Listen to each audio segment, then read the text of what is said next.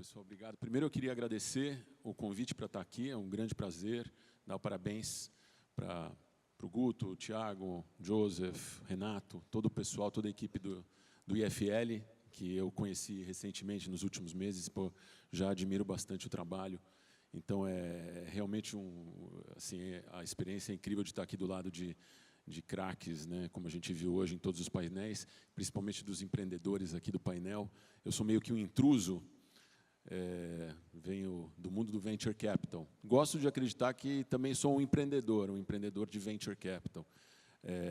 Tem um slogan, um tagline da Sequoia, que é um dos principais Venture Capitals de Silicon Valley, que fala The Entrepreneurs Behind the Entrepreneurs, né? Os empreendedores por trás dos empreendedores, porque nós somos empreendedores que apoiamos empreendedores.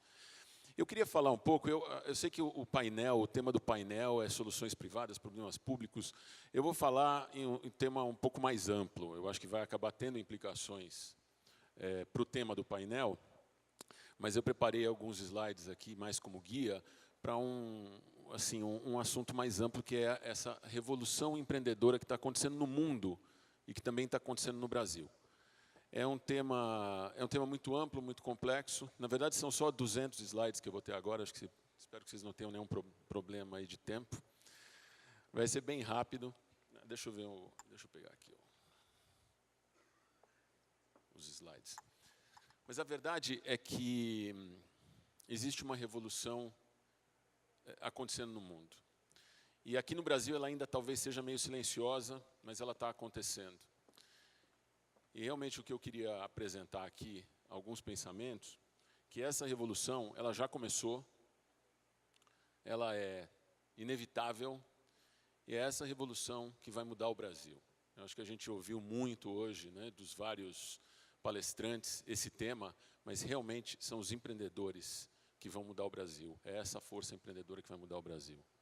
Deixa eu ver se eu estou passando o vídeo aqui, eu vou ter que ficar olhando aqui, mas tudo bem.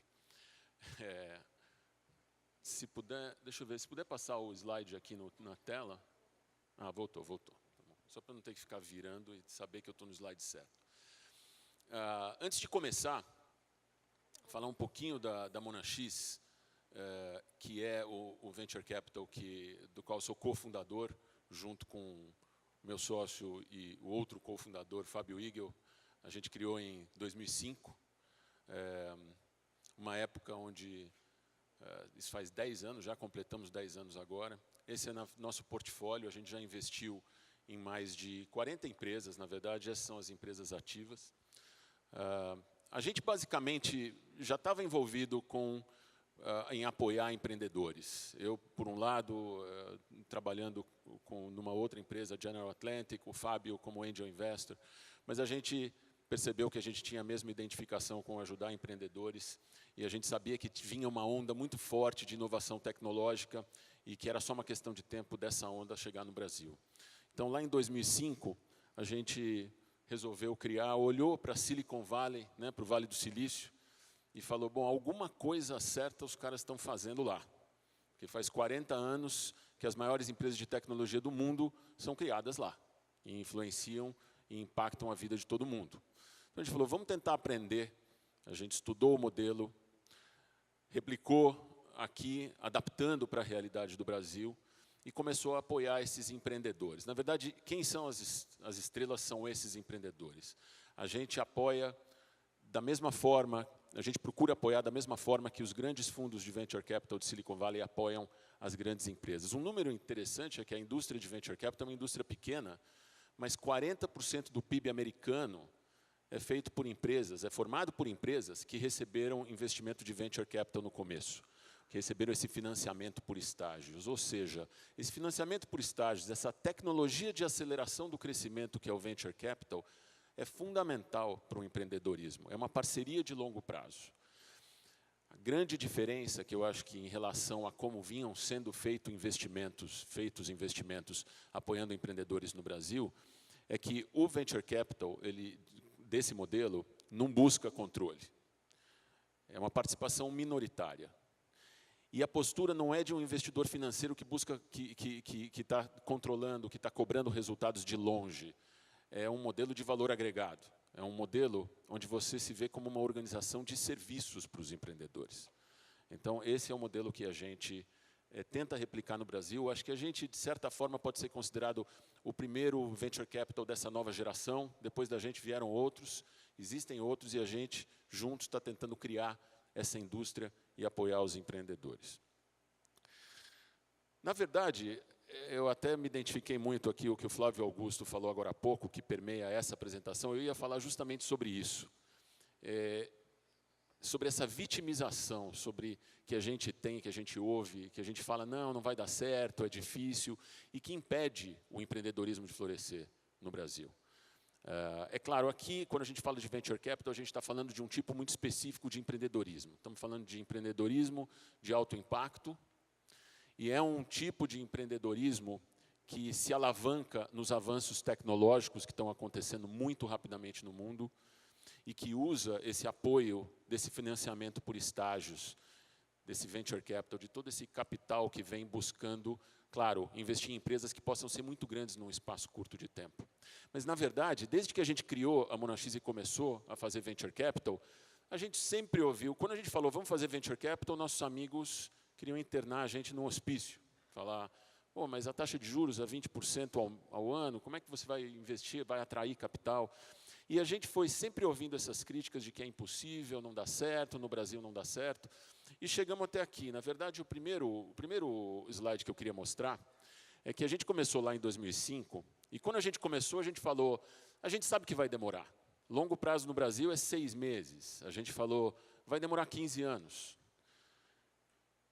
Quando a gente começou, a gente falou, essa onda vai chegar. Pode demorar 1, pode demorar 2, vai ter um ponto de inflexão, pode demorar 5. Na verdade, demorou 5 mesmo. A gente teve que esperar 5 anos. Então, nesse quadro, a gente vê o valor agregado das empresas do portfólio versus o valor agregado do momento que a gente entrou.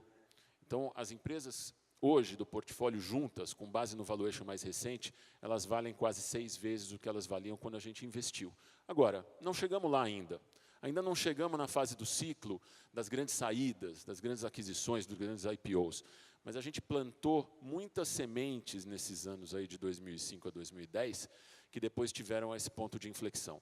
E aí tem um ponto bem interessante para falar, que a Intel tem um estudo onde ela analisa a penetração de tecnologia nos países, e existe um número meio mágico que quando uma família ela consegue comprar um connected device, né, que na época era um PC, agora é um smartphone, mas quando uma família consegue comprar usando apenas 4 a 8 semanas de trabalho, de renda de trabalho, para poder comprar um device conectado, começam a agir os efeitos de rede, e esse país, a adoção de tecnologia, a penetração de tecnologia dispara.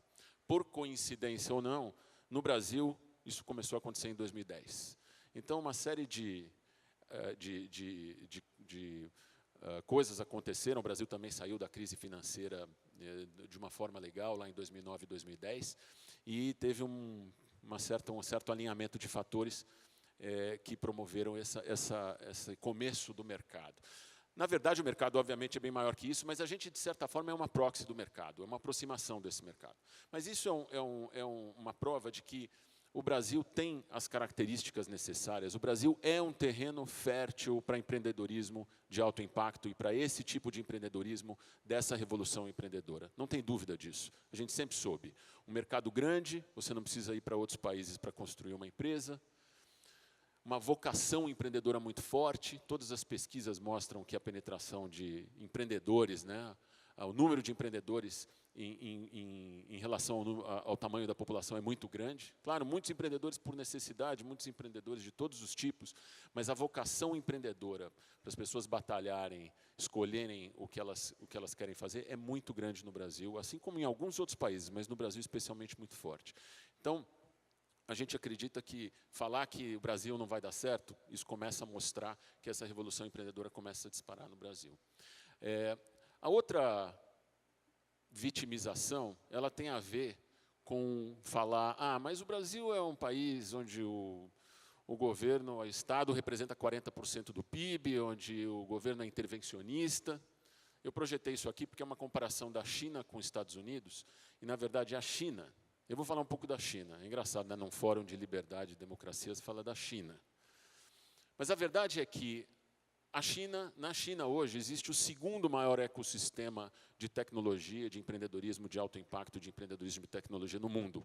Antes só existia praticamente Silicon Valley. Hoje a China é o segundo ecossistema. E quando a gente resolveu estudar um pouco do caso chinês, você olha de fora e acha, não é possível, nenhum governo no mundo conseguiu promover um ecossistema de tecnologia. O que os caras fizeram na China? Porque é um governo intervencionista, devem ter feito alguma coisa, vamos pelo menos tentar olhar o que aconteceu. A gente foi para lá e conversou com os insiders da indústria. E a resposta foi muito legal de ouvir. Quem está construindo esse ecossistema na China falou: a revolução está acontecendo aqui independente do governo, independente do intervencionismo. Na verdade, os reguladores não estão conseguindo nem acompanhar, não conseguiram acompanhar. A revolução é mais rápida do que os reguladores conseguem acompanhar. Isso é música para os ouvidos, porque é essa forma que a revolução pode acontecer. O Brasil, que acaba tendo um perfil um pouco, infelizmente hoje, mais intervencionista, um governo muito participativo na economia, mais do que deveria. O exemplo da China mostra para a gente que essa revolução ela acontece independente disso. Enquanto o regulador está tentando entender o que está acontecendo com tecnologia, a tecnologia já mudou 2 ou 3 vezes.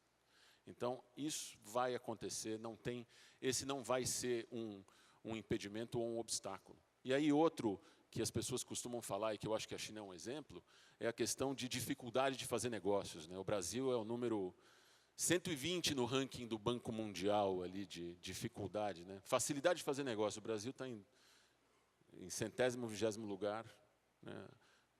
Logo depois da Nicarágua, né? Quem sabe se a gente melhorar, a gente pega a Nicarágua o ano que vem. A China está em número 90, não é muito diferente.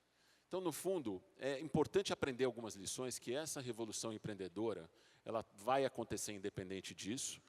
Claro que a gente tem que mudar, tem que trazer mais, lutar pela liberdade que a gente está discutindo aqui nesse fórum, mas a gente não pode deixar de fazer as coisas hoje. Tem que fazer em paralelo. A gente luta pelos ideais, mas já constrói a partir de agora.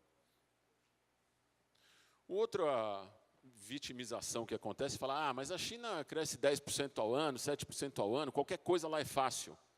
Esse é um outro ponto legal para a gente ver. Esse gráfico compara o crescimento do PIB nos últimos 5 anos, esse é o crescimento composto nos últimos 5 anos, o PIB brasileiro cresceu 1,5% ao ano, né?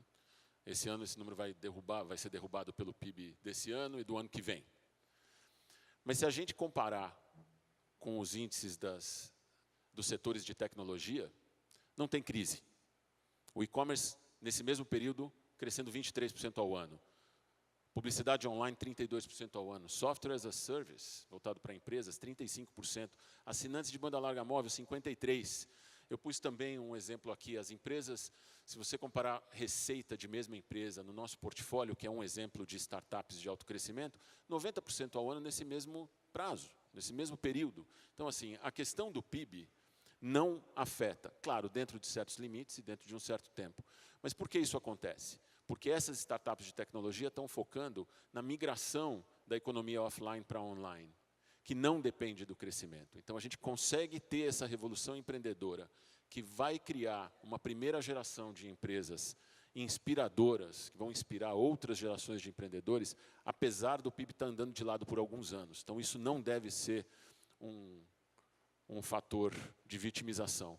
A outra é, mas o Brasil perdeu o bonde, a tecnologia já está desenvolvida, já tem um monte de coisas aí que estão acontecendo, e o Brasil não desenvolveu, não tem inovação. Essa é a outra vitimização. Essa é uma ilustração que aparece bastante aí nas redes sociais, mas que eu acho bem legal, porque é isso que está acontecendo. O avanço tecnológico não está nem arranhando a superfície. Quem acompanha a tecnologia pode ter certeza. A gente está só no começo. O que está acontecendo agora é assim, o primeiro minuto do primeiro tempo de um jogo. E ainda tem muita, muita oportunidade. Quando a gente olha, quando a internet começou, se falava, a internet vai revolucionar a comunicação, vai revolucionar informações, mídia, entretenimento, talvez no máximo varejo. E hoje a verdade é que as tecnologias digitais, elas estão revolucionando todos os setores, até os mais tradicionais, impressoras 3D, né, revolucionando o setor industrial, o agribusiness, logística, todos os setores de mundo físico real estão começando a ter um impacto muito grande. Educação e saúde, como a gente viu. Então, não tem setor que não vai ser impactado por tecnologia, e a gente está bem no começo.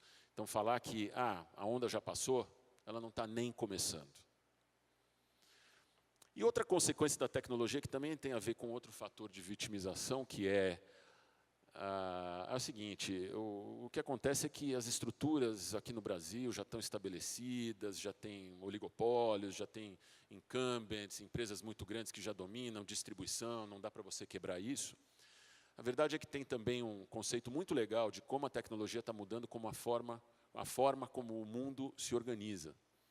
Tem um investidor de venture capital americano chamado Fred Wilson, um cara muito bom, da Union Square Ventures, e ele tem uma palestra muito bacana sobre essa visão de hierarquias burocráticas e redes tecnológicas. Ele basicamente fala que a tecnologia, hoje, cada pessoa com seu telefone, com seu smartphone, é um ponto do sistema e está todo mundo conectado.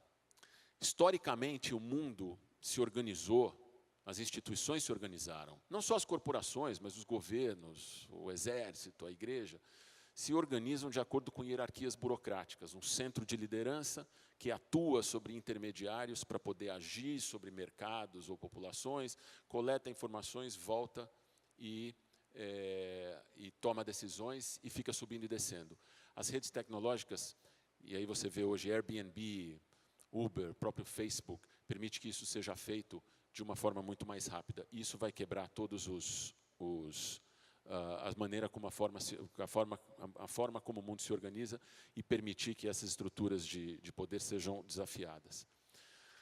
Financiamento por estágios. No começo você tinha só angels, venture capitals, growth equity, private equity. Também não é desculpa, não falta capital para boas ideias e empresas excelentes. A gente tem um monte de novos tipos de investidores pipocando e surgindo pelo mundo, né, uma globalização dessa indústria. E quando se fala o último ponto da escassez de talentos, eu mostro aqui uma colagem das fotos dos empreendedores, talento não falta no Brasil. E a gente tem o que é mais difícil. A gente tem criatividade. Tem uma última coisa que eu vou falar que é interessante. Um cara, uma vez conheci o Saul Singer, que foi o autor do livro Startup Nation, que na verdade fala sobre o ecossistema de inovação de Israel. E ele é convidado no mundo inteiro para estudar clusters de inovação. E ele falou que ele foi convidado, na verdade, pelo governo da Coreia. E a Coreia, que é um país tão bem sucedido, a gente olha e fala, pô, é incrível o que os caras fizeram. E a Coreia convidou ele para falar, olha, a gente tem um problema. A gente não sabe como desenvolver criatividade. Então, é só para a gente ver que a gente tem aqui, a gente sabe que a gente tem muita criatividade. O resto é mais fácil. Desenvolver criatividade é mais difícil. O que a gente não tem é planejamento. Criatividade sem planejamento é improviso. Criatividade com planejamento é inovação. Então, a gente tem a matéria-prima e o que é o mais importante para a gente escolher esse caminho empreendedor que todo mundo falou aqui hoje e criar essa revolução no Brasil. Obrigado.